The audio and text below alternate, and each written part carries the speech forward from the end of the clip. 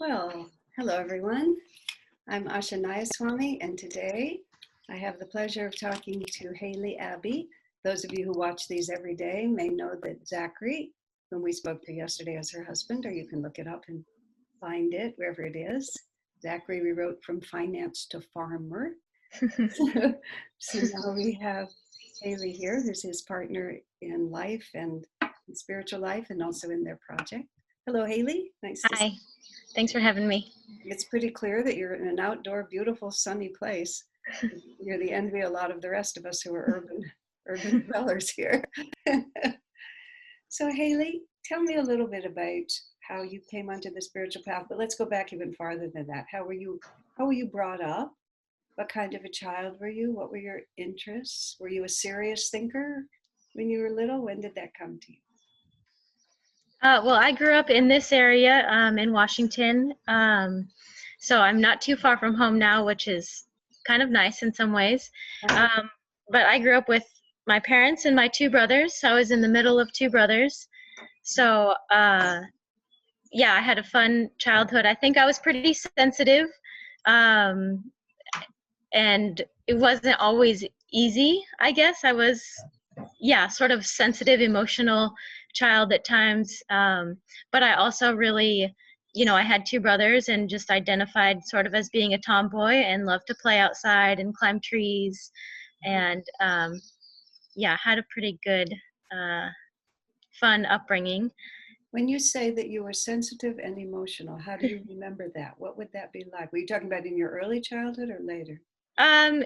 Like into middle school, I would say. I just was, I didn't like big groups of people, and I would like to kind of know what was going on, and if there was too much change or unknown, or I don't know, I just was sensitive to a lot of things, I guess.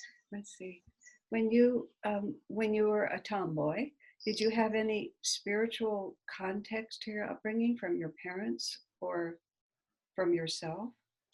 We went to church when I was a kid, just for a little bit. My mom taught Sunday school at a church, and so that was kind of there. And I remember probably I was 5 years old, and I'm in Sunday school, not with my mom as a teacher, but another person, and them saying, if you have to accept Jesus into your heart and you'll be saved, and you kind of just go along and say it, and you don't really know what it means, but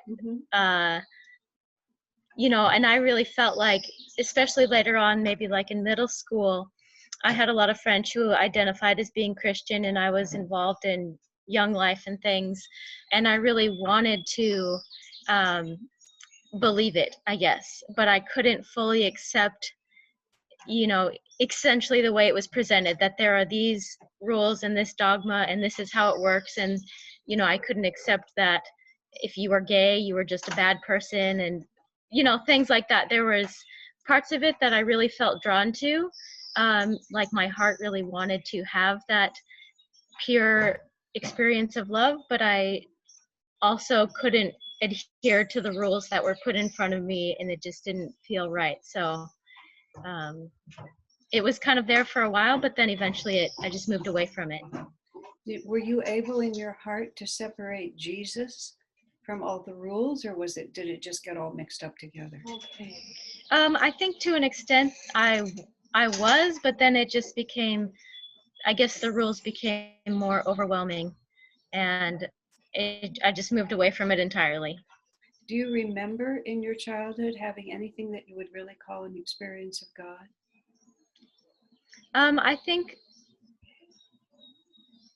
kind of similar to even what Zach mentioned, just being outside in nature and having, I love to climb trees, and just to be outside, and that's when it felt like the most free and, feeling connected. I didn't really think of it in terms of God, but it's where I think I was the most comfortable and felt the best.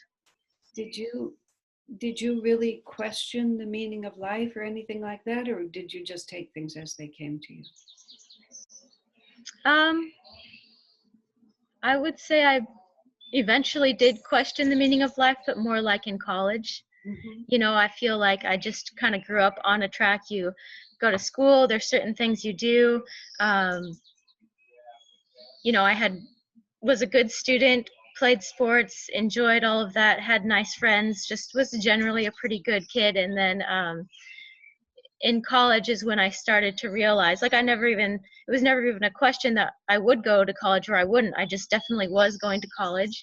And then when I got there, maybe like more in my junior year, I started to wake up to maybe there isn't just this track that I have to stay on. And I actually went to Europe summer after my junior year in college, my second trip there. And I actually traveled around by myself for part of the time. I had a exchange family that I stayed with for part of the time in Germany. But I remember I was in Prague staying at this hostel, and I met somebody, and he was from England, but he worked at the hostel. And he said at a certain point, he and his brother just decided in the summers they would go pick fruit. And I just said, it never occurred to me that you could just seasonally go pick fruit somewhere. And that just really stuck with me. And I remember going back, starting my senior year and just realizing we had this place called the Career Center. And that just seemed like such a funny thing to me, that was like the whole point of the college, it felt like, was to filter everybody through the Career Center, and you graduate college and then you get your career. And I just thought there's got to be more to life than what the Career Center has to offer me. Isn't that amusing, though, that it started with the idea that you could pick fruit, but with an intellectual college bound, it just would never cross your mind that was right. Yeah, nobody ever said that was an option. The Career Center didn't say you could just go pick fruit in the summer. It's so once you know that you can pick fruit, did that lead to any other, like, deeper questions after the concept of fruit was planted in your mind? Well, I think I studied philosophy in college, and so just by nature of that, we are asking bigger questions. What is the meaning of life? So all through your college career, you were on a philosophy track. Okay. Yeah, so it was nice, and I really appreciated asking those questions. And one thing I found really meaningful, and especially now that I've reflected on it, at the time, one of my favorite classes I took was logic, because it just felt like it explained so much of how we think about things. And it was like, okay, this is like the progression we go through, and this is how we arrive at what we do. But I think the most valuable thing I learned from that class is it doesn't really matter where you start. Your premise can be true or false that you begin with, but you can argue anything. And it kind of woke me up to, there's a lot of unknowns and everything. You can follow a train of logic and get somewhere, but if what you started with wasn't real, then it doesn't really matter what you say after the fact. That's a very good thing to learn. So did any of this make you unhappy, or did you remain sort of cheerfully going in your direction with all these questions? No, I was pretty happy. One thing my mom always said to me when I was a kid that always stuck with me, because I would be, young, and I would be upset, and I'd be, having this like emotional breakdown, and she would always come in and say, Hailey, you can choose right now if you want to be upset or if you want to be happy. So that was drilled in me, I think, from a young age, not always able to choose it, but understanding that it was a choice to be happy. And so I just, I learned, I think, especially in college, what was important to me, and to do the things that I enjoyed, and not necessarily stay up all night studying so I can get an A, but maybe I want to have a more balanced life and enjoy other aspects of life. So I feel like I was, generally happy. When in all of this did you meet Zachary? I think it was my senior, I was in college, later on in college. I think my senior year in college is when we met. But from talking to him yesterday, so then you graduated from college. You've already met Zachary, who's going to be your partner, whether you knew that or not. So now you have a degree in philosophy, which is not like the most practical degree. Right. But now you can just pick fruit. So what happens after you finish college? So I had taken out loans, so I had student debt when I graduated. So I had maybe like I don't know, a 2-week long mental battle with myself of, do I get a job? Because I mean, yeah, maybe my degree wasn't that useful, but I knew I was a pretty competent person and I could get a decent paying job doing something, in an office or whatever it was. And I thought, okay, do I get a job and work 9 to 5? And I don't think it was 2 weeks, actually. Very quickly, I realized I can't do that. I can't put myself into this mold just so I can make money to pay off my debt. And so I got a job managing a cafe in my neighborhood. Mm-hmm. And that just felt much more natural. I like being around people, and I had worked in a cafe in college, and it just was, not like a great paying job, but something I could do that I would enjoy. Had you found Autobiography of a Yogi or meditation or anything by this point? When did that enter your life? My mom gave me Autobiography of a Yogi, and I remember her coming to visit me once in San Francisco, which is where I was at school. And she had been to Ananda village, and she came and, stayed maybe a week or handful of days with me there. And she told me about this place that she had gone to, and all I remember her saying was that it was really hot and she loved it, and she was camping, and then she would meditate, and I had never seen her meditate before. And it didn't really have a huge impact on me necessarily, but I was happy that she had found something that she seemed to have really enjoyed. And she gave me, I think for Christmas one year, Autobiography of a Yogi. So it sat on my bookshelf for maybe a year or so. Before, I don't know even what it was that I just picked it up and started reading it one day, and I don't have a memory of deciding to do that or anything, but almost right away I felt the presence of that book, and that I'd never really read anything like it before, and I just felt like it was true, even though he's describing these experiences and these things that I had really no place to put. But I kept reading it. And then I was maybe about halfway through Autobiography when I actually got fired from my cafe job, sort of out of the blue. And I called my mom and told her I was, kind of upset. I just lost my job. And she said, well, do you want to go to Ananda? And I said, well, I don't know what that place is. And she said, well, there's a retreat coming up. You can go. And I said, okay, sure. Why not? I don't have anything else right now. I feel totally wide open. And so I went for like a first-timers retreat at the village. So what was when you stepped onto Ananda land for the first time, what did it feel like to you? It felt very natural to be there. There was a small group. It was me and probably a handful of women in their 60s taking this retreat together.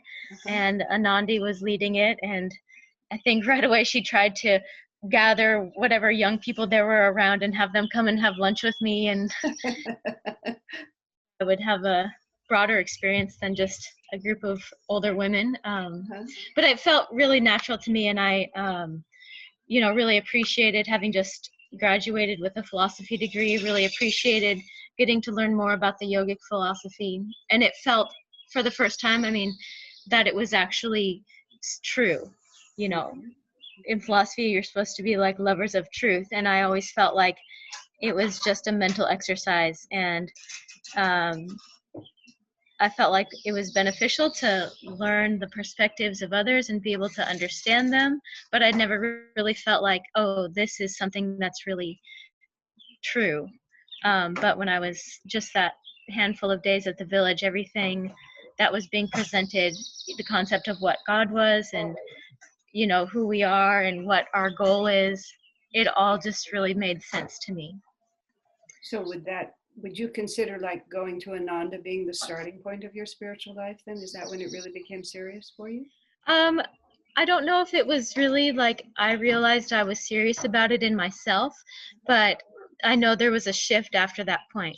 I learned to meditate and started meditating at home by myself, and just I felt like there was a shift where it just pointed me in the right direction. And one thing it helped me let go of, a couple things actually, was everything I had learned in college, all the philosophers I had studied. I thought, I don't need these anymore at all. I don't need to feel any pressure to know what they said or what they thought. And then I also felt like I didn't worry. I haven't worried since then, that it was just that there is a divine plan, and we're on this journey. And so that kind of evaporated for me. Questions about what am I supposed to do? What am I going to do next? It all just sort of melted away. And from that point, shortly after that visit, I did move down to Los Angeles where Zach was. And, was just there briefly, but it felt like ever since that first visit, I was just aware that my life was guided. And I had an openness in myself, and Zach did too in his own way. We just felt really open, which is how we ended up in the mountains, because we were just open, and it was right there for us to do, and a place for us to be, and that was so meaningful to both of us. Just fill that in a little bit. You ended up in the mountains. You were in charge of a Sierra camp or something like that. What were you doing up there? We worked in campgrounds. So we were the youngest campground hosts in history. I think we were like 22 and 23, and people would, are you really the host? Usually it's like old people. And it was, we had just gone on a backpacking trip up in the Sierras, and I think the first day we were there, we had seen a sign that they said they were hiring campground managers, and we thought, oh, that's interesting, but we didn't even think about it. And then every day we were on that trip in the mountains, we just had this feeling stronger and stronger. We could live here. It would be so natural for us to live here. And so then at the end of the week, at the end of our trip, we went back to that little sign we had seen and took down the information from that flyer and went home and applied for jobs. And the next morning we had a call from that exact same area, even though we applied to work anywhere in the state, really, for this company. And we had 2 full-time job offers, and they said, well, you have to get a trailer. And so we did that for less than a month's rent, and just, it was really easy to leave LA. It was not hard to leave that behind and go up to 7,000 feet and set up our little camping home. So you basically just became a renunciate right at that point. Everything was just gone. Yeah, everything bought that little trailer, and everything we owned fit in this little pop-up trailer and in our Jeep. And it was the most natural thing in the world. That's a wonderful way to put it. It was just the most natural thing in the world. So after a time up in the mountains, because you're not in the mountains now, what took you out of the mountains? We were up there, and we would still have to come down into the valley to buy food. So we still had this like connection to the world, and it was like just for the basics, we had to come and buy food. And so, every time you drive into the valley, just outside of Fresno, just the contrast of being up in the national forest and just this pristine nature, and then coming back into civilization. And it was just, it got to be where we just totally dreaded coming down. And just the feeling of it, the contrast was so stark. And then we just had this calling in ourselves. I think because we had to still go buy food, it was like, and we saw what agriculture looked like too. You just have these big open fields, and you can just see when they're tilling, the topsoil is just flying away. And then we go back to the forest, and we thought we were really supposed to build a bridge between these 2 worlds, and learn to grow food with a love of nature first, and honoring nature first, because it just felt, just this like, not that nature's perfect, but there is a certain harmony and perfection in a sense that you feel when you're in nature. And so without, if for either one of us ever having that feeling before, like, we're supposed to start farming, and we're supposed to have a natural farm. And so after our first season, we we can't be there in the winter, so we came back to my mom's house in Everett, and we started planting fruit trees. We planted like 6 fruit trees, and just started learning what we could. There's only so much you can grow in the winter, but you can plant trees. And we took like a little permaculture workshop, and in that workshop they told us about a book called One Straw Revolution, and I don't remember that much really from this workshop other than they mentioned this book, and there was like this, you know, energy around it, and we thought, okay, we're supposed to get that book. And so we did, and it's, you know, this Japanese natural farmer who talks about his path, essentially, I mean, his path to enlightenment through farming. And he had this awakening when he was 25, and he realized, you know, it was like he had a samadhi experience, and then he spent his whole life trying to live what he felt in that experience through farming. And so it's a really, you know, so many parallels and so much harmony with our yogic path in this concept of natural farming that Fukuoka, the Japanese farmer, lays out in this book, and just his philosophy. And it's, you know, very much about letting, you know, the farmer has a role to play, but, you know, we're not the doers. It has to happen through us. And one thing he says is natural farming is not about any technique. It's about the consciousness of the farmer. I forget the exact quote, but it's all about getting yourself into an uplifted place, so where what is reflected around you is that higher state of consciousness. And so that really spoke really strongly to us, and we just knew that that's what we were supposed to do. Then how did you end up on the Ananda Farm on Island? How did that come about? So I had stayed connected with Ananda. Also that same first winter, I took Raja Yoga in Seattle, which really, you know, resonated a lot. And then after our second season, I went to the village for yoga teacher training. And so we were, you know, I didn't feel it in myself in any way, like I'm going to live at Ananda, I'm going to serve Ananda, but it was just something I kept coming back to. And after our second season, Zach and I were in St. Louis with his parents, and my mom called us and said, you know, Fremont asked me about you guys and what you're doing, and we're actually looking for farmland here. And we both thought, well, that would be ideal, actually. If we could farm with Ananda, that would be like the greatest fit. And so we, you know, eventually came back to the Seattle area and met with Freeman and Padma, and we told them, well, yeah, we think we're supposed to farm, and told them a little bit about our backgrounds. And they said, well, we're looking for a farm and we don't have farmers. And I think we all thought, well, this might be a good fit. And so we moved to the community for a few months until we found the farm. And it just, you know, it's like it was not our plan in any way. It's just what was there and unfolded, and, you know, felt and feels really right that that's how it did unfold. And that was how many years ago? How long have you been there on that farm? So we came here in 2012, so we're in our 8th season here at the farm. How much land do you have? 15 acres. 15 acres, very good for you. So I'm going to shift over just a little bit. So how do you see yourself, you know, as a disciple and a farmer? How does your spiritual path and this vocation that you have, how do they work together for you? It's like it works together in every way. We've always said from the very beginning, this is Yoganandas Farm. And we've asked from the very beginning, okay, Yogananda, this is your farm. What do you want to see happen?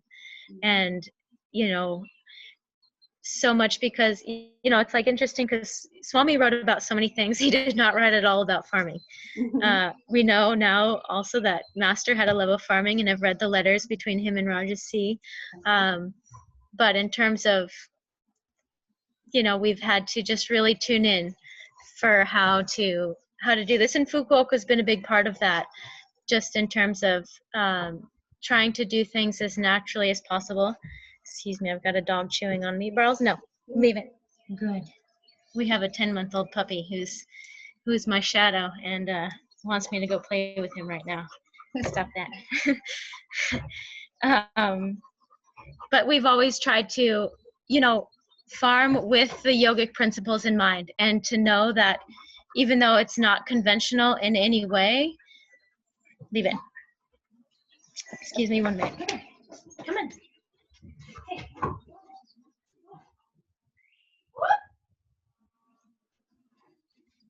Nobody's around to call him, but that's okay.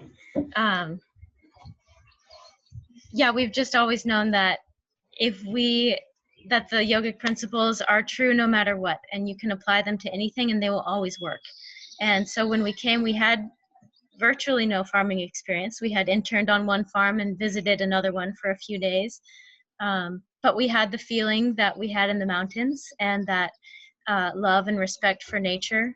And then we had Yogananda's teachings, and everything has unfolded from there, and just trying things. And yeah, praying.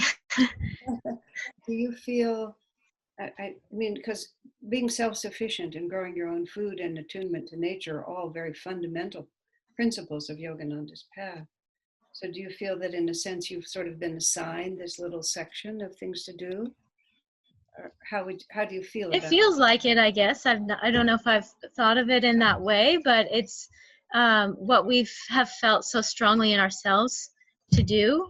And it's, the door has been opened, just wide open for us to leave it. Leave it. Stop.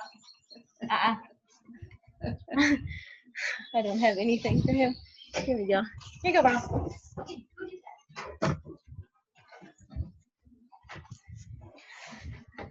Distracted him for another. Life at the farm. But yeah, it feels like what we're doing is ours to do, and we've not really questioned that. It's just we have the inspiration every day to wake up and keep at it, and it's endless. There's so many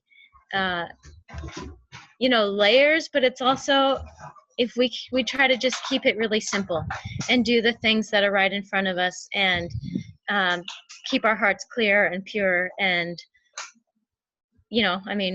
to what extent we achieve that every day, I don't know. We try our best, but that's what we come back to, and always asking and tuning in. Right. So has nature continued to speak to you in terms of being an instrument for the divine? Absolutely. Yeah. One thing we do every year is we actually spend a month in Baja.